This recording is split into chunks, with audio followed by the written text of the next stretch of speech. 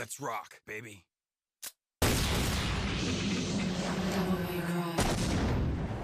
Devil May Cry was released on the 23rd of August 2001 for the PlayStation 2, and it was released by the Capcom company.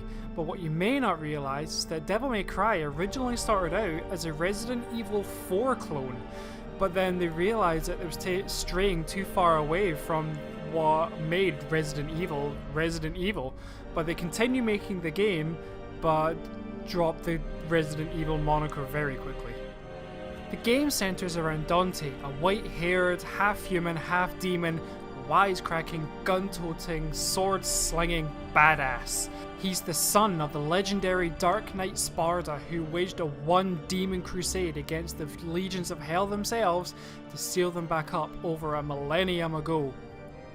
He now runs his own demon hunting shop called Devil May Cry. When one day he is rudely interrupted by Trish on a motorcycle and has asked for his help.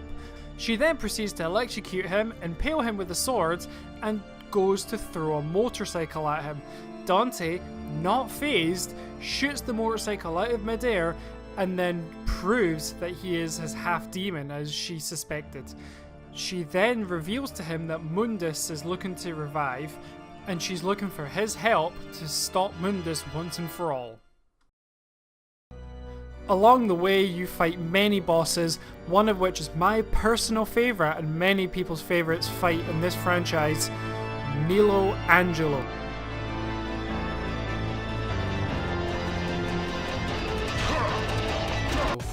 His fight in Devil May Cry 1, you fight him 3 times, and every single time it is a joy to fight him.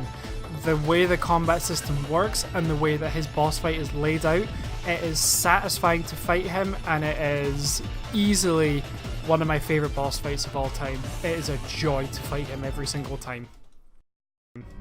The combat is based around a style type combat, so it's a very free flow type of combat, and you use a variety of weapons to try and get your grade up. So you'll start from a D rank, C, B, A, with S being the ultimate rank in this game. You gain a whole bunch of different weapons to try and gain this ranking with, so you have your original Force Edge sword that you start the game with, the electrified Alastor sword, the fiery Ifrit gauntlets, and then finally the Force Edge's true form, Sparda, your father's sword, and probably the most powerful sword in the game. You have access to an ability once you gain the Alastor sword called Devil Trigger, which greatly increases your strength and speed with Alastor, and greatly increases your strength when you have the Ifrit gauntlets, but you cannot use the Devil Trigger with the Sparda sword, because that ability is reserved for your final fight with Mundus.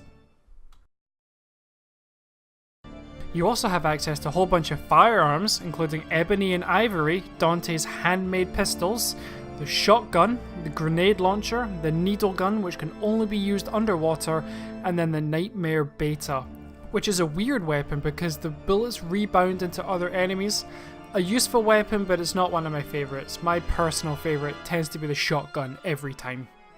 You work your way through this beautiful gothic looking castle, the courtyards, which can be anywhere from foggy and mysterious to wide open areas with a wonderful array of fights and bosses and regular enemies.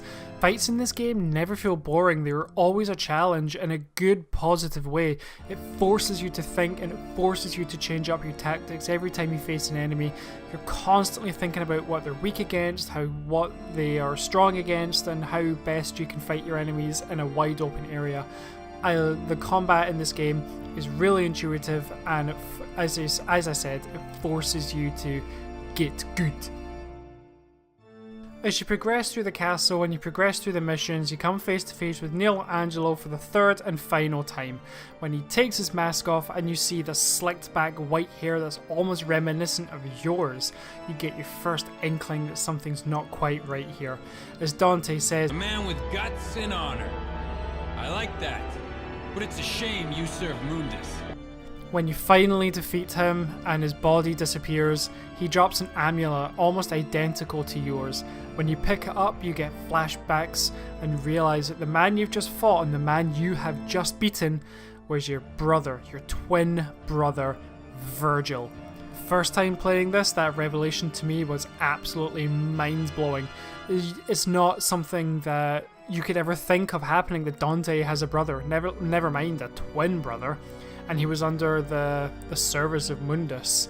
Whether he was brainwashed or whether he was a willing subservient to Mundus, that doesn't get explained until later on, in the other games in the franchise, which I will get to in a later video. I truly believe that if this game wasn't as popular and as well received as it was, we would not be having as successful a franchise and one failed reboot that we do now. For Devil May Cry, as a game itself, it does hold up nowadays. It does have its issues. I'm not going to say it's perfect. Should have been the one to fill your dark soul with light.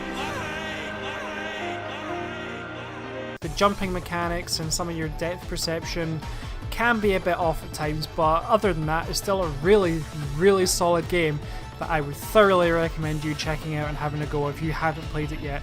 And with Devil May Cry 5 coming out in a couple of weeks, you owe it to yourself to at least have a look.